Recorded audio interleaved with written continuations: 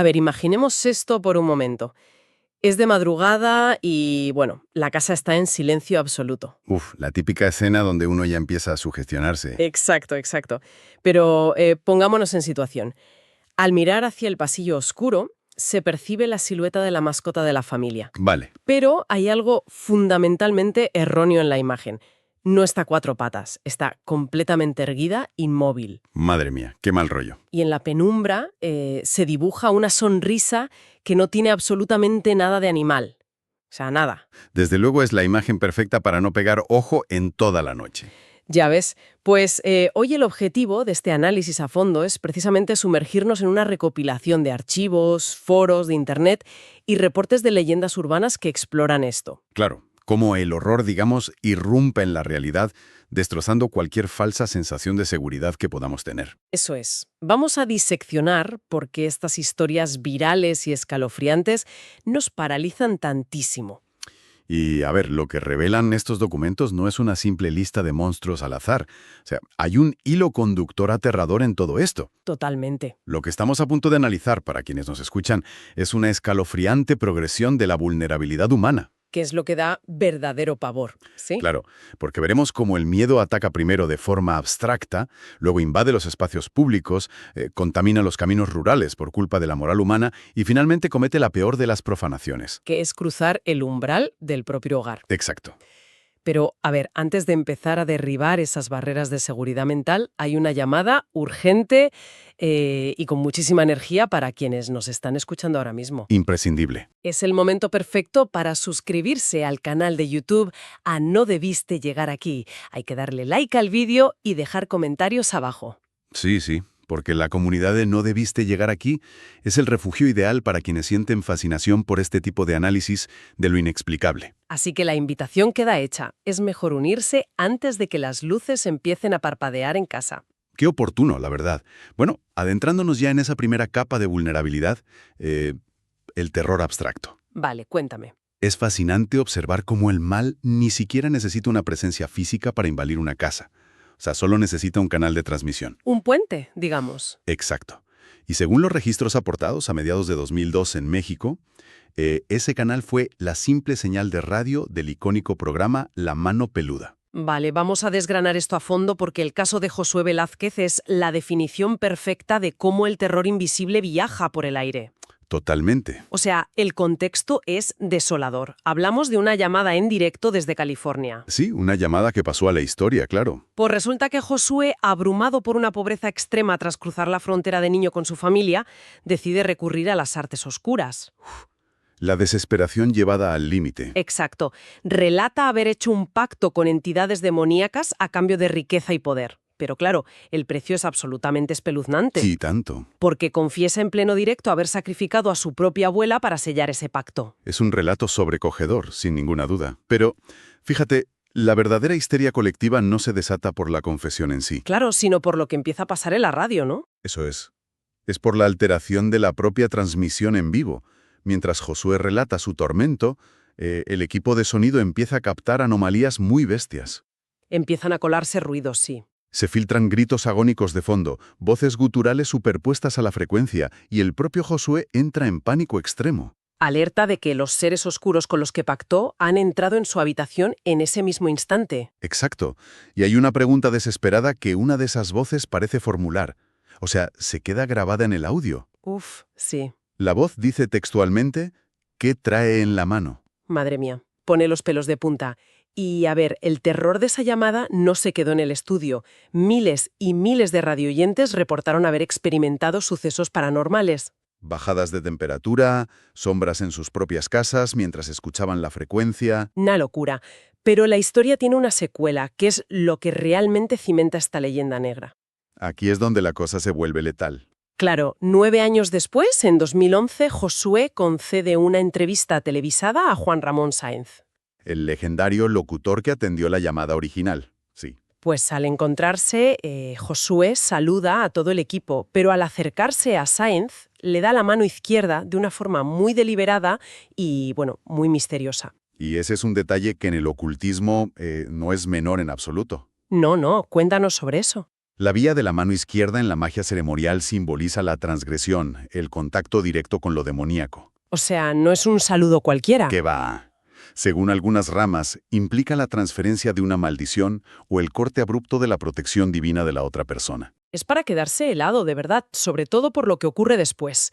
Porque apenas 10 días tras ese apretón de manos, Juan Ramón Sáenz fallece, Sí, por una fortísima infección gastrointestinal. que desemboca en un paro cardiorrespiratorio masivo. Pero es que no solo eso. El pastor Roberto Guazó, quien intentó ayudar a Josué con oraciones en directo durante la llamada original de 2002, También falleció trágicamente. y el equipo de televisión de 2011 sufrió accidentes de tráfico muy graves. Josué afirmó después que él no fue el asesino, sino que fueron otras voluntades. O entidades, claro, que se cobraron la vida del locutor por atreverse a abrir portales sin protección. Menudo clímax narrativo. ¿Es perturbador? Lo es. Pero, analizando el fenómeno desde la psique colectiva, la radio funciona como el catalizador perfecto. Claro, al no ver nada te lo imaginas todo. Exacto. Al carecer de confirmación visual, el cerebro de la audiencia entra en un estado de hipervigilancia. Rellenando los vacíos estáticos con sus peores miedos, ¿verdad? Totalmente. Se crea un entorno de altísima sugestión. Vale, aportando un poco de escepticismo analítico a la mesa, ¿no podríamos estar hablando de un caso extremo de sugestión psicológica? A ver, explícate. O sea, pensemos en el efecto nocebo, el gemelo oscuro del efecto placebo. Claro, interesante. Si Juan Ramón Sáenz sabía de la fama letal de Josué y estaba sometido a un estrés extremo creyendo firmemente que había tocado a alguien bajo control demoníaco, Sí, no es biológicamente posible que ese nivel de terror debilite el sistema inmunológico hasta el punto de hacer que una infección común se vuelva letal. pues mira, la mecánica biológica del efecto nocebo es devastadora y de hecho apoya esa teoría. ¿Verdad? Sí. Cuando el cerebro percibe una amenaza existencial inminente e ineludible, inunda el cuerpo con cortisol. La hormona del estrés. Eso es. Y esta tormenta de estrés crónico paraliza la respuesta del nervio vago y suprime drásticamente la producción de linfocitos. Madre mía. Básicamente, el miedo apaga el sistema inmunológico. Deja al tracto gastrointestinal, que ya es tremendamente sensible al estrés, completamente indefenso ante cualquier bacteria oportunista. O sea que sí tiene sentido. Sí, el terror puede causar un paro cardiorrespiratorio a través de una infección fulminante. Ahora bien, ¿Pero qué? Hay un pero. claro, el efecto nocebo explica perfectamente el colapso médico del locutor, Vale. pero no explica los fallos eléctricos masivos, los accidentes automovilísticos en cadena del equipo de producción, Que ni siquiera estaba en la habitación, claro. ni las psicofonías captadas en directo por micrófonos analógicos en 2002. Uf, es verdad. Ahí la ciencia se queda corta. Ahí es donde la ciencia forense se detiene por completo y la leyenda negra toma el control absoluto. Pues sí. Y así dejamos el terror invisible que flota en las ondas electromagnéticas para pasar al siguiente nivel de vulnerabilidad. El espacio físico. Exacto. Descendemos a lugares donde las señales de radio mueren. Bajamos a las entrañas de la Tierra, a la red de túneles del metro de la Ciudad de México. Específicamente a la profunda línea 7. Un paso natural en esta disección del miedo, la verdad. Sí, pasamos del hogar invadido a la trampa del espacio liminal. O sea, la línea 7 es famosa por ser la más profunda del sistema, Y alberga una estación cuyo nombre ya advierte del peligro. Barranca del Muerto. que solo el nombre ya da tela de mal rollo. Geográficamente, esta zona era una barranca natural formada por actividad volcánica, pero históricamente, durante la Revolución Mexicana, esa misma grieta profunda fue utilizada como fosa común. Madre mía, ¿un vertedero de cadáveres para los caídos en las escaramuzas? Sí, O sea, un terreno literalmente abonado con muerte. es el equivalente a que las venas y arterias de una ciudad estuvieran construidas sobre un cementerio. Total. Y de ese aislamiento opresivo surge una de las historias más aterradoras de nuestro archivo de hoy. A ver, La leyenda cuenta que un trabajador nocturno, agotado, comete el error más temido por cualquier viajero urbano: quedarse frito en el metro. quedarse profundamente dormido en el último vagón. Al despertar, el tren está completamente a oscuras, detenido en las vías de descanso. Un paro cardíaco en el sistema circulatorio de la ciudad. ¡Qué agobio! Silencio sepulcral. Y, en medio de esa privación sensorial masiva, percibe que no está solo. Uf, El relato viral Describe una entidad humanoide altísima moviéndose por el pasillo del vagón. Y ojo, no es un espectro etéreo. Tiene presencia física. Tiene masa, peso. Se describe con una palidez enfermiza, orejas aguzadas y, lo más perturbador, unos penetrantes ojos amarillos. Que brillan en la penumbra como los de un depredador nocturno, claro. Exacto. El clímax llega cuando el testigo logra enfocar la vista en la oscuridad.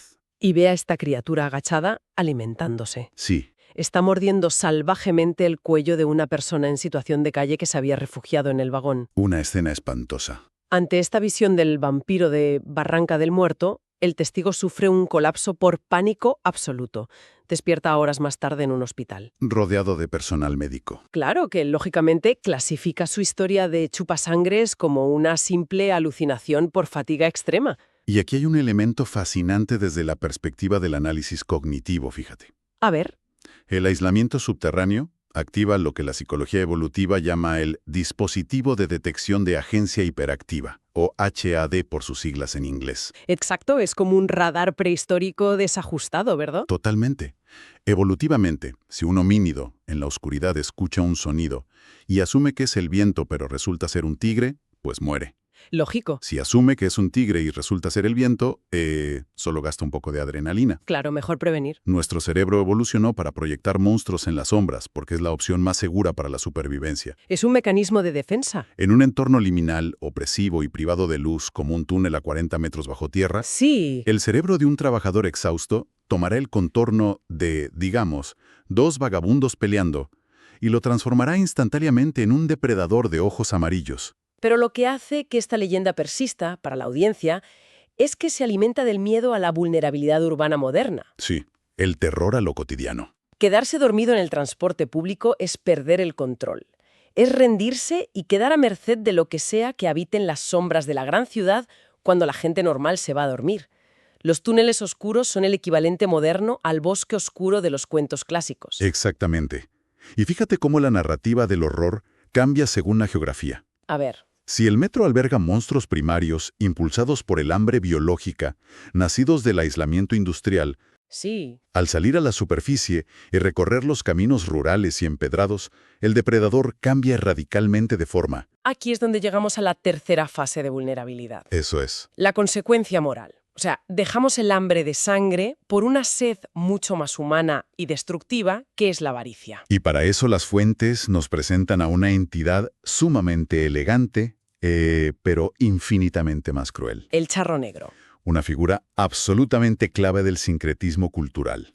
Según los registros folclóricos, el origen de esta entidad se remonta a un joven nacido en la pobreza rural. Vale. Sin embargo, su perdición no fue la maldad en sí, sino una vanidad devoradora. Quería vestir trajes finos, lucir botonaduras de plata y ostentar por encima de todo. La ambición pura y dura. Esa ambición materialista lo empuja al vacío. Realiza una invocación fáustica. O sea, que ofrece su alma a Lucifer a cambio de una fuente inagotable de riqueza terrenal. Exactamente. Pero, claro, la otra pequeña de los contratos infernales siempre tiene una tasa de mortalidad del 100%. Siempre. Siempre, sin excepción.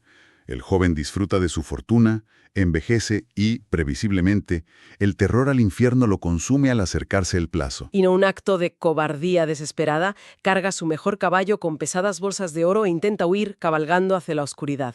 Pobre iluso. Pero al diablo no se le puede engañar en la carretera. La leyenda cuenta que el demonio se aparece en el camino, maldiciendo al joven al instante. Y la maldición es gráfica. Su carne se seca hasta quedar convertido en un esqueleto envuelto en su traje fino, y su caballo sufre el mismo destino macabro. Queda transformado así en un cobrador eterno, claro. Eso es. El castigo del charro negro es vagar indefinidamente por los caminos solitarios, operando como el emisario de las deudas del diablo. ¡Qué papelón! La noche, junto a viajeros solitarios, Sí. y si detecta la debilidad de la avaricia en ellos, les tiende una bolsa rebosante de monedas de oro. Y las fuentes, ojo, son muy específicas con las reglas de supervivencia. Parecen un manual de emergencias contra el apocalipsis financiero espiritual. Totalmente. Si alguien se cruza con él, está terminantemente prohibido mirarle a los ojos o responder a sus palabras. La única salida es buscar el terreno sagrado de una iglesia. Pero la regla de oro, y nunca mejor dicho, es jamás, bajo ningún concepto, aceptar sus monedas. Jamás. porque en el instante en que alguien toma esa bolsa, motivado por la codicia, automáticamente heredaba maldición. Tomando el lugar del charro negro y liberando al jinete anterior para que sufra en el infierno por fin. Lo cual convierte a esta leyenda en un sofisticado mecanismo antropológico de control social, la verdad. Absolutamente. No es un simple cuento de miedo. Es una advertencia estructural contra la riqueza rápida y la ambición desmedida, surgida en comunidades rurales que empezaban a sufrir las desigualdades. Del capitalismo incipiente, claro. Es que la analogía es brutalmente moderna. Básicamente, el charro negro es el cobrador de deudas definitivo, El banco que nunca perdona un préstamo. que no renegocia los intereses y no acepta excusas. Es una metáfora aterradora del peso psicológico que genera el endeudamiento extrema por culpa del consumismo. Y el materialismo sí. La entidad te ofrece el dinero fácil, el atajo a la riqueza, pero a cambio te despoja de tu libertad, de tu identidad. Y en última instancia te quita el alma. Una esclavitud corporativa llevada al plano metafísico. Totalmente de acuerdo. Y a diferencia de las amenazas anteriores, el charro negro requiere el consentimiento de la víctima. O sea, el mal aquí se presenta como una transacción voluntaria. Uf. Lo cual nos lleva a la última y más perturbadora fase de este análisis. Vamos allá. Hemos huido del terror invisible en las ondas de radio. Hemos escapado de los depredadores hambrientos en los túneles subterráneos. Y hemos evitado caer en la trampa moral del esqueleto a caballo. Pero el clímax absoluto llega cuando el concepto de refugio es violado por completo. Cuando la amenaza no está en el exterior. Exacto. Sino durmiendo a los pies de tu cama. Madre mía. Hablamos de cuando el horror toma la forma de aquellos seres en los que depositamos nuestra confianza más pura e incondicional. Las mascotas. Este es el territorio donde la psicología colapsa por completo. El análisis de las fuentes revela una reciente y masiva ola de registros en foros como Reddit y vídeos virales, Sí, donde los usuarios documentan interacciones indescriptibles con sus animales. perros que caminan con una rigidez bípeda perfecta, hocicos que se contorsionan hasta formar sonrisas malévolas. Y, en los casos más extremos, animales articulando frases humanas con una claridad escalofriante. Es que hay reportes que directamente destruyen la cordura. Uno de los más virales detalla la grabación de una mujer que afirmó haber rescatado a un perro abandonado en Japón. Uf, ese caso es muy fuerte. El vídeo casero muestra a la mujer grabando hacia el interior de un armario en penumbra. Sí, Y lo que emerge de la oscuridad no es la mirada de un animal asustado, para nada. sino un rostro pálido que se asemeja espantosamente a un ser humano con una sonrisa amplia, congelada y aberrante, clavando la mirada en la cámara. Y luego está el reporte del refugio de animales en un pequeño pueblo de México, Sí. que eleva esa incomodidad a terror visceral. Ese me dejó sin dormir, te lo juro. Un voluntario recoge a varios perros callejeros. Y bueno, una noche cualquiera descubre a uno de los perros pequeños erguido sobre sus patas traseras. De pie, Pero no en un gesto juguetón. sino ejecutando un movimiento grotesco como si una inteligencia ajena estuviera intentando operar los músculos y tendones del animal para seducir o bailar. Jolín, qué grima. El horror llega a su punto de quiebre cuando el animal tuerce el hocico Sí. y con una voz profunda y rasposa pronuncia claramente: «Esa perra es mía y me la voy a llevar». Existen también hilos enteros de testimonios de personas que, en el silencio de la madrugada, han escuchado a su mascota susurrar desde el pasillo la palabra «ábreme». Es que es imposible no sentir un escalofrío con esto, porque aquí chocamos de frente con la mitología más oscura de Mesoamérica y Norteamérica. Las fuentes establecen un paralelismo directo con los skinwalkers de la cultura navajo o los infames nahuales en México. Entidades o más bien brujos de magia negra con la capacidad de transmutar su forma física. Arrancándose metafóricamente su humanidad para caminar con la piel de un animal. Y el rigor folclórico detrás del nahualismo es tan rico como macabro. A ver, Sí, sí. las leyendas advierten que la transformación exige un peaje físico. El brujo debe dejar ocultas sus vísceras humanas en la maleza antes de asumir la forma animal. ¡Qué asco! Y los mecanismos de defensa de las comunidades rurales son muy específicos. Exacto.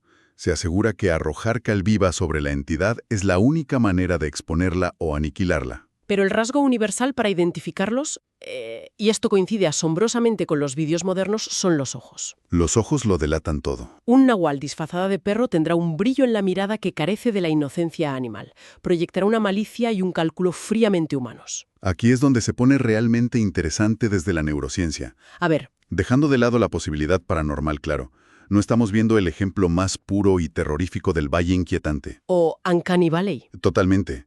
Hoy en día la sociedad humaniza a las mascotas a niveles absurdos. Sí, sí. Se les pone ropa, se les sienta en la mesa, se integran en rutinas completamente humanas. Cierto, cuando un perro con una lesión nerviosa se pone a dos patas o cuando sus cuerdas vocales emiten un quejido gutural que por pura casualidad suena a una palabra humana, nuestro cerebro entra en cortocircuito masivo. Exacto. Esperamos un comportamiento predecible y de repente vemos humanidad donde la naturaleza dicta que no debería haberla. Y es un mecanismo de defensa brillante y muy antiguo. Claro. El concepto del valle inquietante se suele asociar a la aversión a la inteligencia artificial o a la robótica moderna. A los robots muy realistas. Eso es, pero su origen evolutivo es prehistórico y brutal. ¿A qué te refieres exactamente con prehistórico? El cerebro humano no desarrolló esa reacción de repulsión instintiva hacia lo casi humano por miedo a los ordenadores. O sea, no había ordenadores. Evidentemente. La desarrolló porque, en la antigüedad, si un miembro de la tribu se movía con una rigidez espasmódica, Sí. o tenía una palidez letal, o sus facciones se contorsionaban de forma antinatural, significaba un peligro inminente para la comunidad. Ah, claro. Significaba que esa persona padecía rabia, lepra, una plaga altamente contagiosa o directamente era un cadáver. Madre mía, tiene todo el sentido. El asco visceral del valle inquietante es la alarma de incendios de nuestro sistema inmunológico gritando «aléjate, hay enfermedad y muerte ahí». Exactamente. Así que cuando vemos a un perro comportarse como un humano enfermo, no vemos a una mascota. Nuestra amígdala ve una amenaza biológica letal rondando por nuestra cocina. Uf, es un viaje verdaderamente agotador para los sentidos todo esto. Si hacemos un recuento de esta inmersión profunda, hemos visto cómo las defensas racionales caen una a una. Y tanto. Hemos escuchado frecuencias de radio que colapsan el sistema inmunológico. Hemos presenciado monstruos ancestrales alimentándose en las arterias oscuras del transporte público urbano. Hemos analizado a los cobradores de deudas del infierno cabalgando por culpa del materialismo. Y finalmente, hemos observado el pánico evolutivo de descubrir que la mascota de la familia podría ser un depredador disfrazado.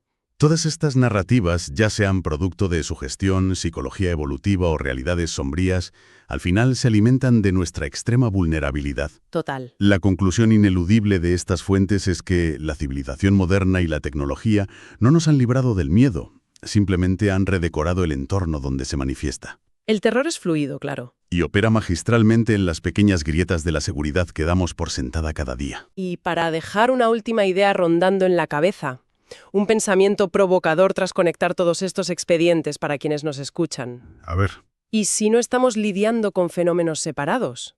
¿Y si el demonio invisible al que Josué entregó el alma de su abuela, el humanoide alto de ojos amarillos que vigila las vías del metro, Sí. el jinete implacable que ofrece oro en los caminos y esa criatura aberrante que sonríe y susurra desde el fondo del armario con la voz de un animal doméstico? ¿Y si no son entidades diferentes? Exacto. Y si, a lo largo de los siglos, a través de la radio, el asfalto, las creencias rurales y el confort del hogar, estamos presenciando a la misma y única forma de mal antiguo. Una inteligencia incansable que simplemente va cambiándose de máscara. Para adaptarse y explotar perfectamente la vulnerabilidad específica de cada época. Un solo depredador evolucionando de la mano de nuestra propia arrogancia tecnológica. Es, sin ninguna duda, la posibilidad más desoladora que podríamos plantear. Con esa imagen acechando en el inconsciente, cerramos el análisis de hoy. Un placer, como siempre. Para quienes nos escuchan, la invitación es ahora más urgente que nunca. Hay que suscribirse en este mismo instante al canal No Debiste Llegar Aquí. Y darle like al vídeo. Importantísimo. Sería además absolutamente fascinante leer en los comentarios si la audiencia alguna vez, en la soledad de la noche, ha sentido esa punzada de duda al ver a su mascota comportándose de forma, digamos, demasiado humana. Seguro que hay más de una historia espeluznante en los comentarios. Nos convencemos de que las cerraduras blindadas de la lógica mantienen el peligro en el exterior. Sí. Pero esta noche, tal vez, convenga encender la luz y revisar 2 veces quién respira realmente al pie de la cama.